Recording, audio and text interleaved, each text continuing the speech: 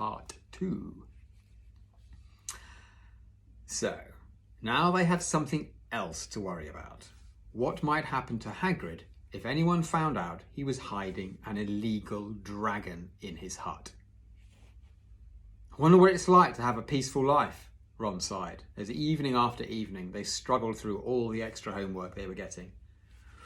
Hermione had now started making revision timetables for Harry and Ron. It was driving them mad. Then one breakfast time, Hedwig brought Harry another note from Hagrid. He had written only 2 words. It's hatching. Ron wanted to skip herbology and go straight down to the hut. Hermione wouldn't hear of it.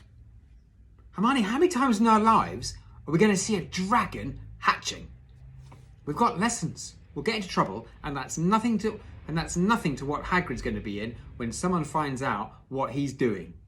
Oh, shut up, Harry whispered. Malfoy was only a few feet away, and he had stopped dead to listen.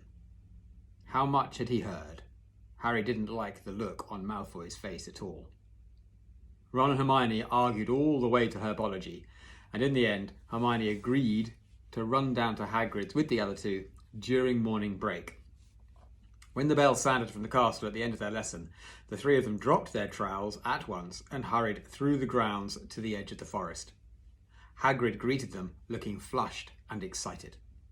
It's nearly out, he ushered them inside. The egg was lying on the table. There were deep cracks in it. Something was moving inside. A funny clicking noise was coming from it. They all drew their chairs up to the table and watched with bated breath. All at once, there was a scraping noise and the egg split open. The baby dragon flopped onto the table. It wasn't exactly pretty. Harry thought it looked like a crumpled black umbrella. Its spiny wings were huge compared to its skinny jet body, and it had a long snout with wide nostrils, stubs of horns, and bulging orange eyes. It sneezed. A couple of sparks flew out of its snout. Isn't he beautiful? Hagrid murmured. He reached out a hand to stroke the dragon's head. It snapped at his fingers, showing pointed fangs. Oh, bless him. Look, he knows his mummy, said Hagrid. Hagrid, said Hermione, how fast do Norwegian ridgebacks grow exactly? Hagrid was about to answer when the colour suddenly drained from his face. He leapt to his feet and ran to the window. What's the matter? Someone was looking through the gap in the curtains. It's a kid. He's running back up to the school. Harry bolted to the door and looked out. Even at a distance, there was no mistaking him. Malfoy had seen the dragon. Something about the smile lurking on Malfoy's face during the next week made Harry, Ron and Hermione very nervous. They spent most of their free time in Hagrid's darkened hut, trying to reason with him. Look, just let him go, Harry urged. Set him free. I can't, said Hagrid. He's too little. He'd die. They looked at the dragon. It had grown 3 times in length in just a week. Smoke kept furling out of its nostrils. Hagrid hadn't been doing his gamekeeping duties because the dragon was keeping him so busy. There were empty brandy bottles and chicken feathers all over the floor. I've decided to call him Norbert, said Hagrid, looking at the dragon with misty eyes. He really knows me now, watch. Norbert? Norbert? Where's Mummy? Oh, God, he's lost his marbles, Ron muttered in Harry's ear. Hagrid, said Harry loudly, give it a fortnight and Norbert's going to be as long as your house. Malfoy could go to Dumbledore at any moment. Hagrid bit his lip. I know I can't keep him forever, but I can't just dump him. I can't. Harry suddenly turned to Ron. Charlie, he said. You're losing it, said Ron. I'm Ron, remember? No. Charlie, your brother Charlie, in Romania, studying dragons. We can send Norbert to him. Charlie can take care of him and then put him back in the wild. Brilliant, said Ron. How about it, Hagrid? And in the end, Hagrid agreed that they could send an owl to Charlie to ask him. The following week dragged by. Wednesday night found Hermione and Harry sitting alone in the common room long after everyone else had gone to bed. The clock on the wall had just chimed midnight when the portrait hole burst open. Ron appeared out of nowhere as he pulled off Harry's invisibility cloak. He'd been down at Hagrid's hut helping him feed Norbert, who was now eating dead rats by the crate. "Bit me," he said, showing them his hand, which was wrapped in a bloody handkerchief. "I'm not going to be able to hold a quill for a week. I tell you, that dragon's the most horrible animal I've ever met." But the way... Sorry, this is Ron. "It bit me," he said, showing them his hand, which was wrapped in a bloody handkerchief. "I'm not going to be able to hold a quill for a week. I tell you, that dragon's the most horrible animal I've ever met. But the way Hagrid goes on about it, you'd think it was a fluffy little bunny rabbit. When it bit me, he told me off for frightening it. And when I left, he was singing it a lullaby." There was a tap on the dark window. "It's Hedwig," said Harry, hurrying to let her in. "She'll have Charlie's answer." The three of them put their heads together to read the note. "Dear Ron, how are you? Thanks for the letter. I'd be glad to take the Norwegian Ridgeback, but it won't be easy getting him here. I think the best thing will be to send him over with some friends of mine who are coming to visit me next week. Trouble is, they mustn't be seen carrying an illegal dragon. Could you get the Ridgeback up the tallest tower at midnight on Saturday? They can meet you there and take him away while it's still dark. Send me an answer as soon as possible. Love, Charlie." They looked at each other. "Well, we've got the invisibility cloak," said Harry. "It shouldn't be too difficult. I think the cloak's big enough to cover two of us and Norbert." It was a mark of how bad the next last week had been that the other two agreed with him. Anything to get rid of Norbert and Malfoy. There was a hitch, though. By next morning, Ron's bitten hand had swollen to twice its usual size. He didn't know whether it was safe to go to Madame Pomfrey. Would she recognise a dragon bite? By the afternoon, though, he had no choice. The cut had turned a nasty shade of green. It looked as if Norbert's fangs were poisonous. Harry and Hermione rushed up to the hospital wing at the end of the day to find Ron in a terrible state in bed.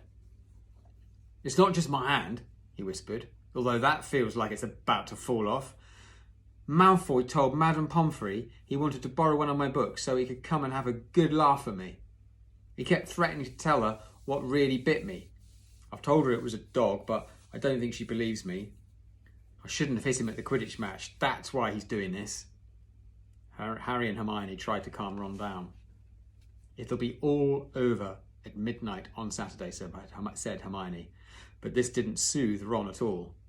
On the contrary, he sat bolt upright and broke into a sweat. "Midnight on Saturday?" he said in a hoarse voice. "Oh no, I've just remembered. Charlie's letter was in that book Malfoy took. He's going to know we're getting rid of Norbert." Harry and Hermione didn't get a chance to answer. Madame Pomfrey came over at that moment and made them leave, saying Ron needed sleep. "Oh, it's too late to change the plan now," Harry told Hermione. "We haven't got time to send Charlie another owl, and this could be our only chance to get rid of Norbert. We'll have to risk it. And we have got the invisibility cloak. Malfoy doesn't know about that." They found Fang the boarhound sitting outside with a bandaged tail when they went to tell Hagrid, who opened a window to talk to them. "I won't let you in," he puffed. "Norbert's at a sort of tricky stage, but it's nothing I can't handle." When they told him about Charlie's letter, his eyes filled with tears, although that might have been because Norbert had just bitten him on the leg. It's all right. He only got my boot. Just playing. He's only a baby after all." The baby banged its tail on the wall, making the windows rattle. Harry and Hermione walked back to the castle, feeling Saturday couldn't come quickly enough.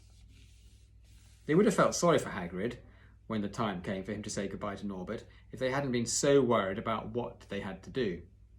It was a very dark, cloudy night, and they were a bit late arriving at Hagrid's hut because they'd had to wait for Peeves to get out of their way in the entrance hall. where he'd been playing tennis against the wall. Hagrid had Norbert packed and ready in a large crate. "He's got lots of rats and some brandy for the journey," said Hagrid in a muffled voice, "and I've packed his teddy bear in case he gets lonely." From inside the crate came ripping noises that sounded to Harry as though Teddy was having his head torn off. "Bye-bye, Norbert," Hagrid sobbed, as Harry and Hermione covered